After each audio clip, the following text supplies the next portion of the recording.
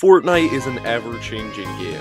1 second we're fighting a giant tentacle monster with Superman, then you blink once and we're fighting a goddamn demon lord with Godzilla and Homer Simpson. And coming off the heels of the Simpsons season, Epic had a lot to prove with Chapter 7.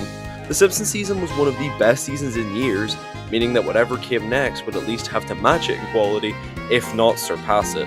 So did they? Let's find out as we look back at Chapter 7 Season 1, Pacific Break.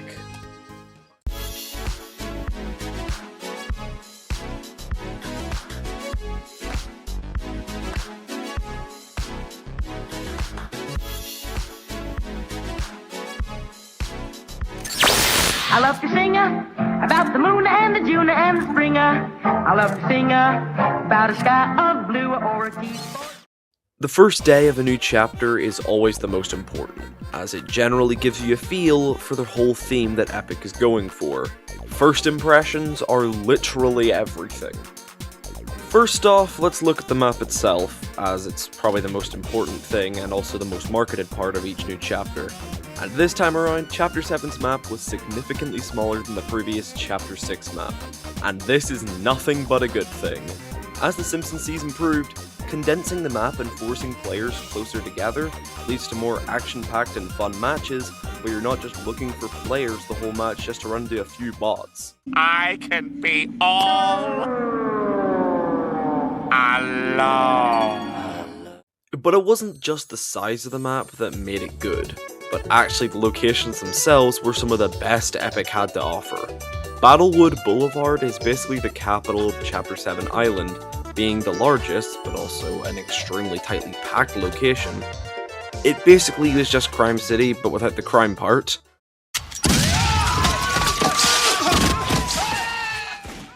Oh. Well, never mind then. Tip Top Terrace is a type of POI people have been asking for years. It's just a bunch of tree houses strung together by bridges, which means it's great. Wonky Land is definitely the lab rat of this map.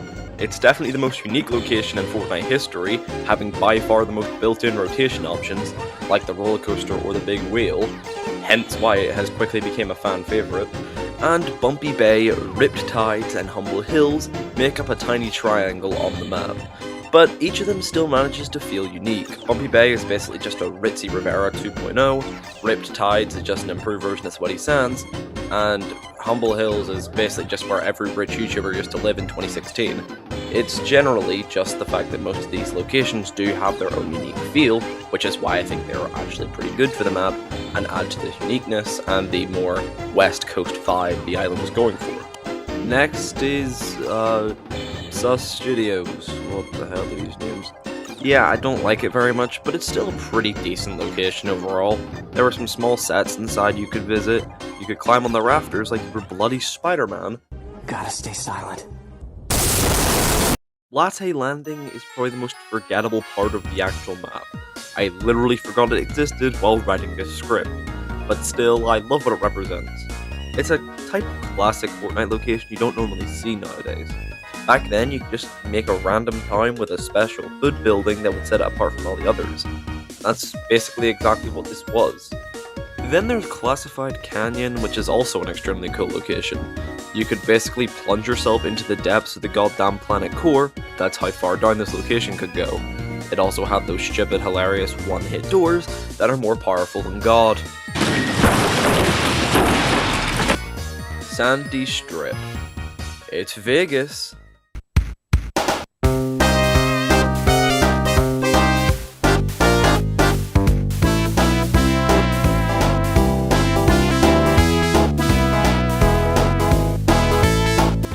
Your life savings, watch your tax money go to waste, and even visit your local dealer. I love it! Painted Palms is unfortunately my least gone to location on this map, but it's still extremely cool. It's a big practical movie set with fake banana aliens. It's great, but some parts of it do just feel like Sus Studios, but bigger.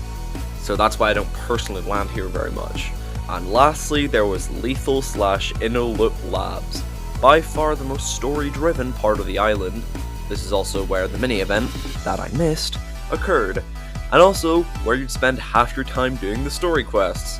Unfortunately, it was also the number 1 spot for Turbo Build Terrence, who just woke up from his 4 PM nap and was ready to bust a cap in your ass between the episodes of Bluey. And if you came here during the 7 quests when they first came out, you'd be getting flashbacks of searching 7 chests at Risky Reels. Regardless of all that, this is still probably my favourite map of all time. Every location was at least a 6, and the actual shape of the map and the pacing was amazing.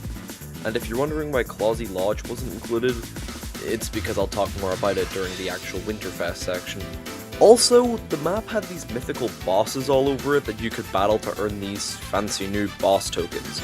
These were terrible, and I don't mean because they were broken, it's because they sucked. They basically just made you a massive target, and in exchange you got like 100 extra health. Yeah, no, this was not worth it. These were god-awful. Also, for some reason, the characters who held them weren't the new Battle Pass characters, they were kind of just some random skins from Fortnite's past, and I don't get why they do that either. But speaking of the new Battle Pass skins, this season had the first Battle Pass in over 7 years to not have a secret skin. Instead, they completely revamped the entire Battle Pass system. Now you unlock each skin 1 set at a time. And most of the skins, however, I find to be inoffensive for the most part. The Bride, Cat Holloway, Kingston, Carter Wu, and Karina are all just kind of forgettable. None of them are bad, they just don't stick in my head. However, Miles Cross, Marty McFly, and the Dark are all pretty cool. Especially that melted looking style for the Dark Voyager, that's just objectively cool. Overall, this Battle Pass is just fine, not anything too crazy, but there's also no skin in the pass that I'd call straight up bad. Okay, let's see here. What could I use as a transition? You know what else isn't bad? So now I'll just quickly touch on all the main additions made to VR this season. I'm not going to mention absolutely everything, like every single gun, just the stuff that I find to be notable. First off, the season began with the bus driver being slimed out. RIP. Meaning that we got a whole new way of getting onto the map with the surfing mechanic. I love this idea because it distributes players more evenly along the whole map, especially at the start of the season, where you couldn't even reach the middle part of the island from the start of the match. I loved it. But I'm also glad they did bring the bus back for the people who didn't like this mechanic. We also, for the first time ever, got a revamp to the Storm, and this is single-handedly the best addition made to a video game ever. The Storm now closes quicker, and it's actually more of a threat. Now it can be all kinds of different wacky shapes, wow! Yeah, this just helped matches feel more alive, dynamic, therefore increasing replayability.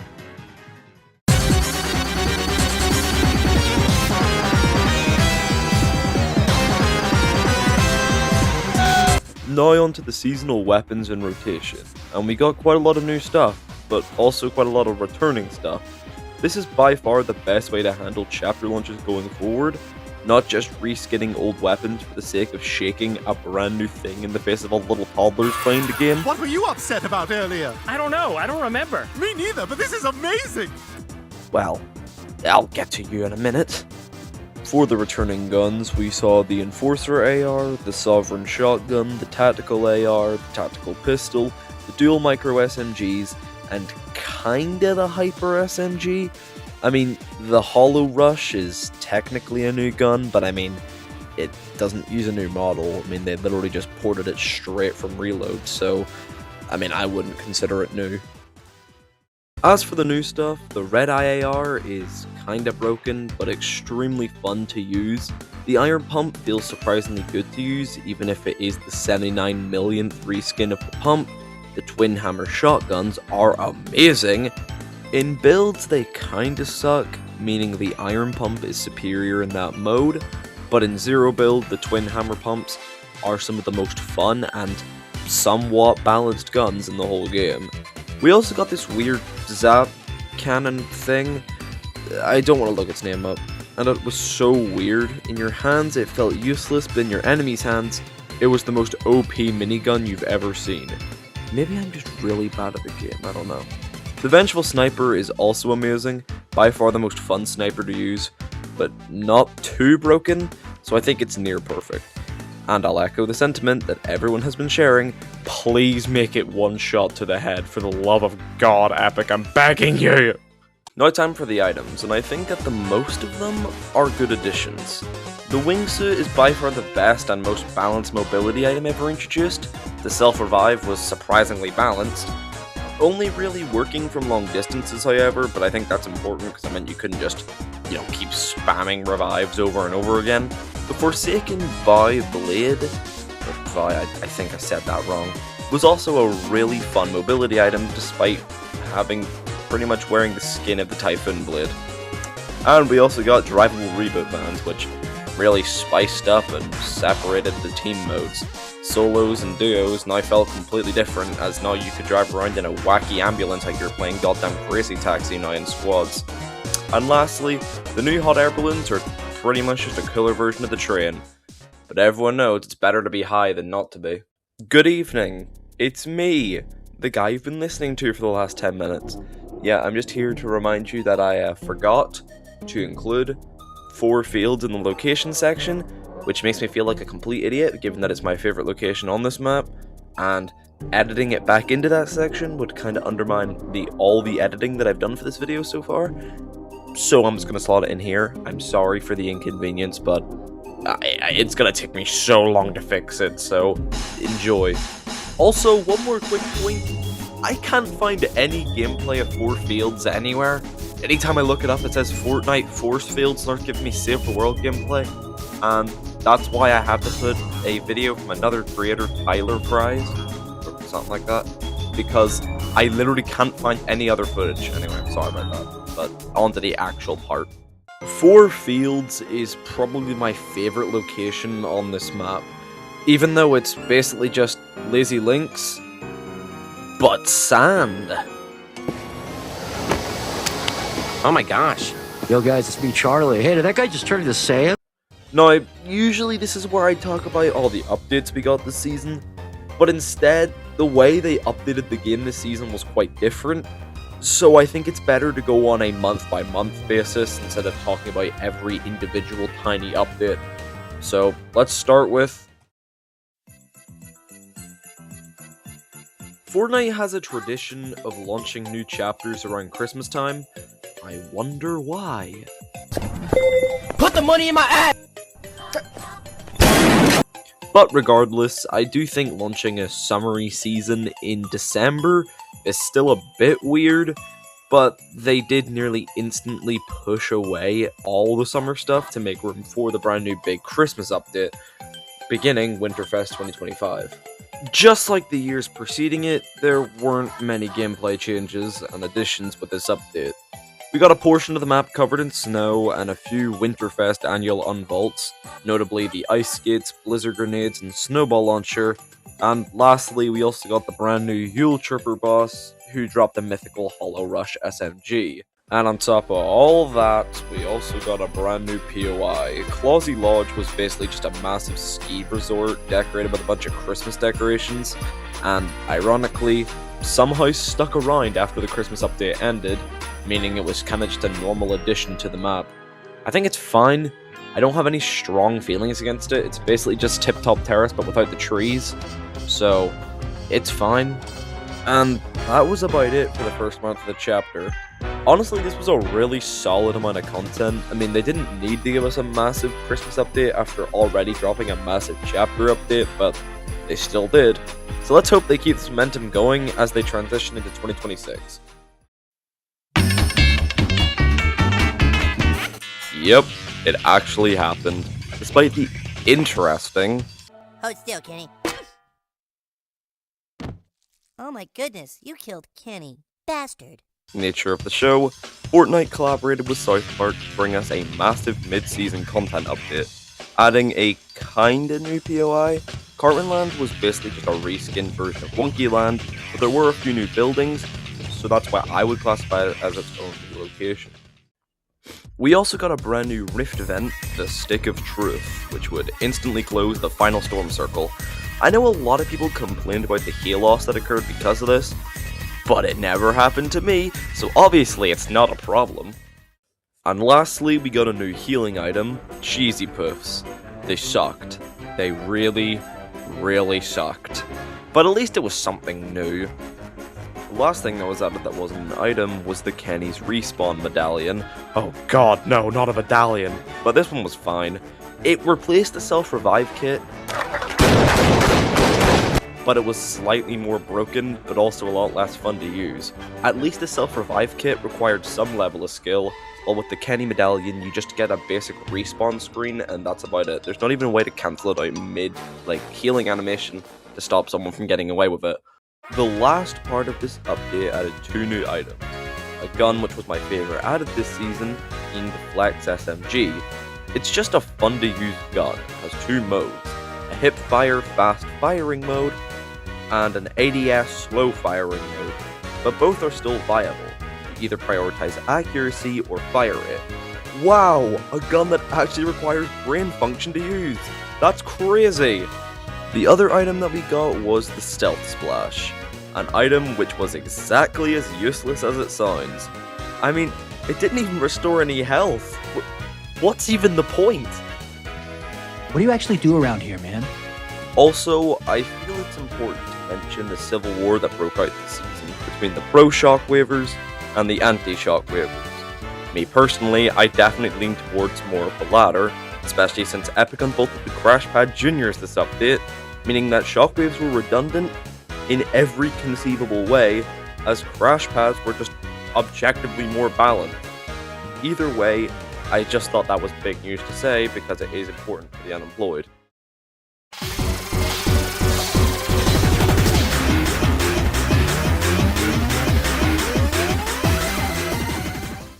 Also, at the very end of the month, the Dark Voyager returned. To be honest, I didn't know that he left, but he's back now. This month gave us the biggest Valentine's Day update in Fortnite history, to keep all of us lonely people happy. The Love and Legends event was genuinely really cool. First of all, the storm was pink now. Wow! And we got a ton of new weapons and items. First we got Unvault's related to the 7, obviously.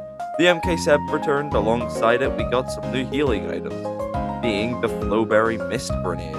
I love this thing. It's everything that made the Mad Mist Grenade great, but better, since you get the flow effect.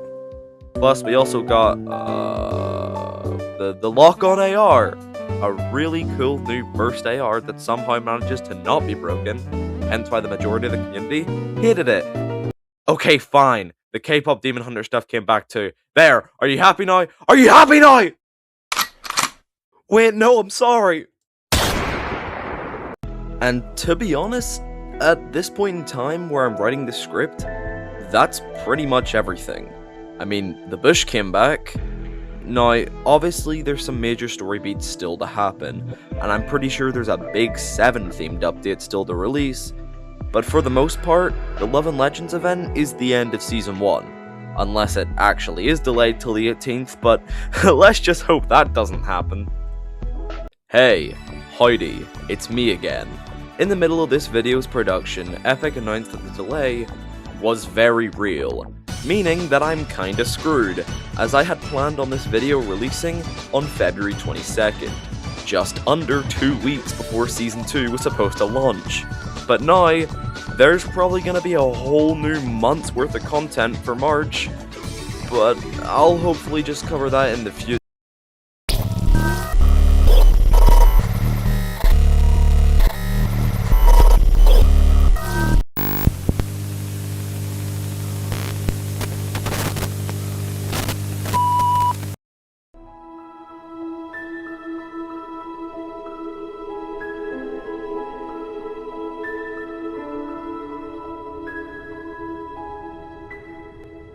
And for that reason, I'm gonna give Fortnite Chapter 7 Season 1 a 8 out of 10.